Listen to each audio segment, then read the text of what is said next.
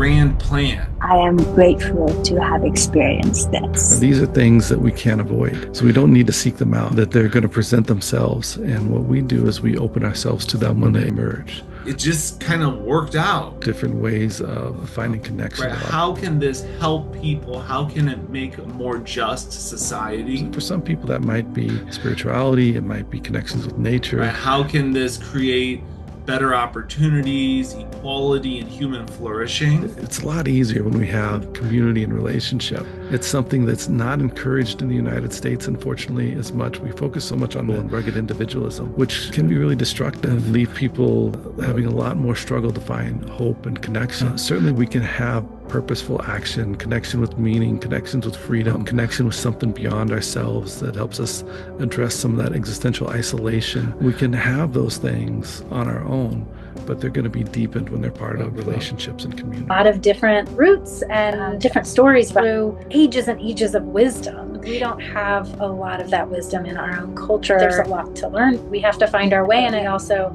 inherently have to learn how to listen to ourselves a little bit more. Is something that we do need to be aware of. What are we talking about? How do we make sense of that? We need dialogue between representatives from the mental health community. We need representatives from the traditions and practitioners so that they can help us make sense of this. And we need representatives among the practitioner stakeholders so that they can help us understand how they feel about this. If you suppress a lot of your humanity, it tends to kind of pop out in other ways. The suppressed anger is actually more important than a lot of people realize, including medically trained professionals. Why? What are you trying to achieve? A lot of times people grow up with parents that aren't emotionally connected because of their own trauma, and they don't even realize. And it wasn't safe to express anger, let alone feel anger. And this is really common for a lot of people who have experienced trauma, is it wasn't safe to have those feelings, or there was no one to go to. So trapped rage is actually a part of coming out of freeze and coming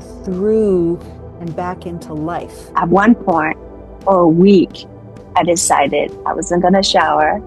I was gonna stay in my jammies, my hair crazy, because anyway, what's the point? And then I would wake up and see the sun, and it's like, what am I doing?